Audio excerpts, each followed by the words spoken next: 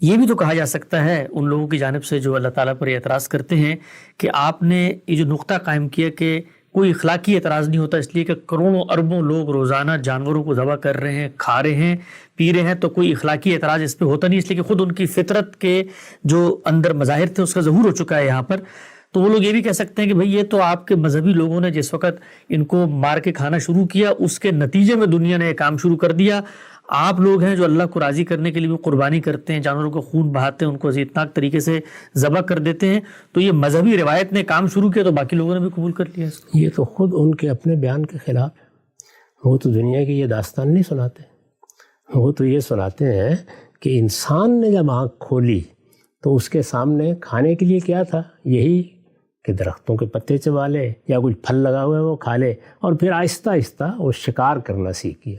یہی بتاتے ہیں بالکل، تو یہ مانتے ہی نہیں ہے کہ کوئی مذہب کی تعلیم دی گئی ہے، تو اس وجہ سے ان کے ہاں تو اس کا کوئی سوال نہیں ہے۔ یہ تو ہم بتائیں گے ان کو کہ ابتدا ہی سے اللہ تعالیٰ نے جو شعور انسان کو دیا ہے، جہاں اس کا ظہور ہوا ہے وہاں اللہ تعالیٰ نے مداخلت نہیں کی۔ یہ دیکھیے کہ جو چیز انسان جانوروں سے سیکھ سکتا ہے، جو ماحول سے سیکھ سکتا ہے، اس کے لیے کوئی الہام نہیں کیا گیا۔ وہ چیزیں الہام کا موضوع بنی ہیں جن میں انسان خود فیصلہ نہیں کر پاتا، اور اللہ تعالیٰ نے جس ابتلا میں اس کو ڈالا ہے اس کے نتیجے پر اس کا اثر ہو سکتا ہے۔ چنانچہ اسی دائرے میں ہدایت کی گئی ہے۔ اس طرح کے معاملات میں جو قصہ وہ سناتے ہیں کہ انسان نے کیسے چیزوں کو ایجاد کیا، وہ خود اگر انسان کے اوپر آپ غور کریں اس کی تاریخ پہ تو بالکل درست ہے۔ یعنی علم کے معاملے میں صفر سے آگے بڑھ رہے ہیں بتدریج، اور ہدایت کے معاملے میں ابتدا ہی کامل ہدایت سے ہو رہی ہے، اور اس کے بعد انحرافات پیدا ہوتے ہیں، پھر اللہ تعالیٰ پیغمبر بھیجتے ہیں، پھر انسان کو متنبع کرتے ہیں۔ تو یہ دونوں کا معاملہ ہی الگ الگ ہے۔ وہاں کیا ہوتا ہے؟ وہاں اصل سے بات شروع ہوتی ہے اور انحراف پیدا ہوتا ہے، زوال آتا ہے، خرابی آتی ہے، انحراف آتا ہے۔ اور یہاں کیا ہوتا ہے؟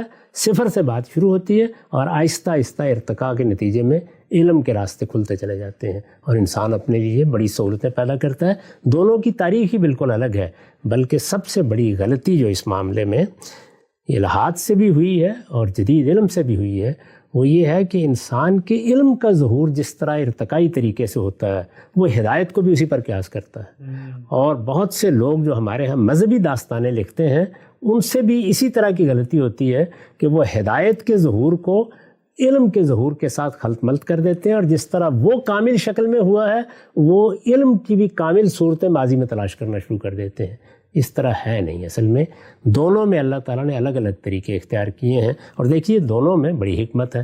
انسان اپنے علم کا ظہور ارتقائی طور پر کرے، کوئی خرابی پیدا نہیں ہوتی، بلکہ اس کی صلاحیتوں کا ظہور ہوتا ہے، وہ خود سیکھتا ہے، اس کے لیے اپنی دریافت بنتی ہیں چیزیں، پھر وہ فخر کے ساتھ دیکھتا ہے کہ یہ سب کچھ میں نے کر لیا ہے۔ اور ہدایت کے معاملے میں اگر اس کو چند صدیاں بھی سرگرداں رہنے کے لیے اور بھول بھلیاں میں الجھنے کے لیے رکھ دیا جائے تو پھر اللہ تعالیٰ کو کیا حق باقی ہے کہ اس کا محاسبہ کرے۔